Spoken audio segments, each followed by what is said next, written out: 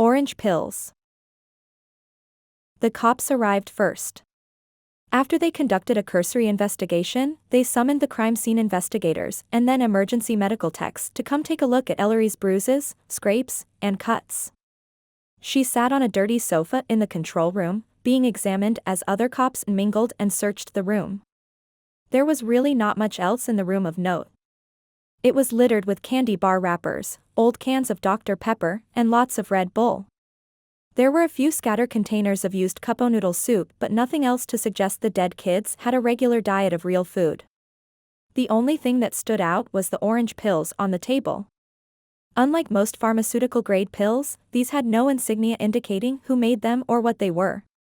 The CSI techs conducted field tests against the usual narcotics, but every test came back negative. The orange pills were something else entirely. Captain Dean entered with her usual raspy, commanding voice. "You should have called for backup." She huffed. "Nanoboy was a friend," she replied. "He was a confidential informant, a CI, that I turned several years ago." "These are the actions of a friend? You're lucky you're alive," Dean rebuffed. Ellery thought carefully for a moment. "This was something else," she said. "Nanoboy is more tender than filet mignon. That wasn't him. He was different. Possessed. And super strong." Dean takes a moment to survey the room, which looks like a war zone. She notices the other bodies strewn across the crime scene. "So, who are these other guys?" "A bunch of computer geeks and wannabe skater boys," she said. "Does that mean they're a bunch of tweakers?" she grilled. "Are we talking about meth? Ecstasy?" Ellery groaned in pain as she turned to point out the orange pills on the table. She was still amazed by the little pills, which were not like anything she'd ever seen. She told Dean how Nanoboy quoted Nietzsche, Sun Tzu, and Aristotle. The captain shrugged it off. Dean never liked to speculate. She wanted definitive answers from the lab before she concocted theories. Dean took out a personal pill dispenser and handed 6 pastel-colored pills to Ellery. Ellery rolled her eyes, gently pushed Dean's hand away, and scoffed. "Are you serious?" she asked. "Look at yourself, Ellery," she commanded. "You can't even blink without feeling pain. This is a lot better than you're going to get in that ambulance." Ellery stood up slowly, grimacing silently, and shook her head. "This, too, shall pass, Captain," she uttered. Ellery was certain the pills were legally prescribed. Captain Dean didn't play around in the gray area of the law. But those pastel-colored pills were certainly prescribed for Captain Dean, not her. That meant they were off-limits in her mind. Besides, everyone she knew was on some kind of pill. It was the new things. Apparently, she was the only one who thought this was insane. As Ellery walked away, Dean walked up behind her and stuffed the pills in her pocket. "Shut up and get off your high horse," Captain Dean bellowed. "Take the pills. Go home and get some sleep." Once at home, Ellery had her own medicinal remedy in mind. When she finally made it home, she stopped in the foyer to peel off her clothes and walked naked to the pantry to grab a bottle of white wine. She traipsed to the cupboard for a goblet-sized wine glass. Minutes later she was soaking in a bathtub. Ellery submerged her body in the near-scalding water. She dipped up to her ears as swirling hot steam rose in the air. Before an hour was up, she'd emptied her glass 4 times, and the near-empty wine bottle sat on the floor. Her eyes drifted closed.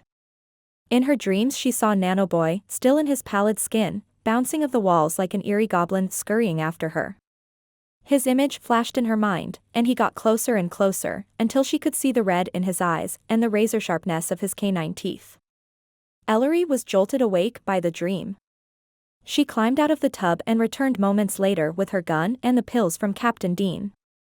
She poured the last of the wine and swallowed the pills. She eased back into the tub, clutching her gun against her chest. She leaned back and closed her eyes again, hoping she wouldn't dream about Nanoboy's creepy face. Evan Moore.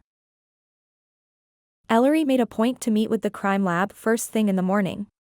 She was certain that careful reverse engineering of the virus used to infiltrate the security system at Anak would provide clues on how to track down the drug. Once they found the drug, they'd find the thieves.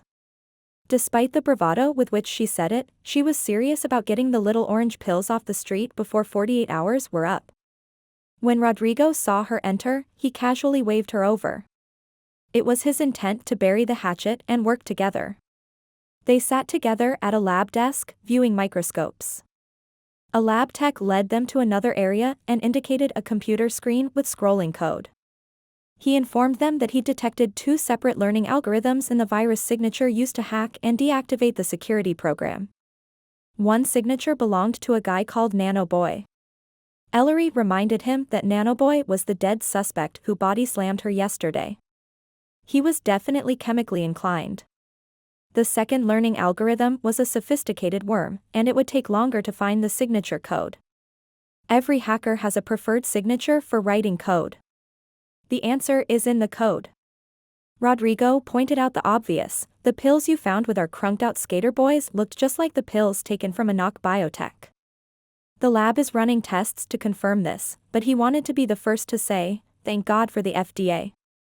He couldn't imagine the damage these pills would do if they went to a human clinical trial.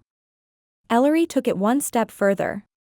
If the drug from Anak was designed for treating diseases, how could it work so fast? IBT was hit Saturday night, and Nanoboy called her Sunday morning. How fast does this stuff work? That's what we need to find out, Rodrigo admitted. I'm going to talk with Mr. Donovan again. His secretary said he's at a fundraiser in Biscayne. Ellery didn't move. Knock yourself out, she said. She gathered her stuff and her phone. Where are you going? She blinked seductively and blew a kiss. To play kissy face, she admitted and walked away.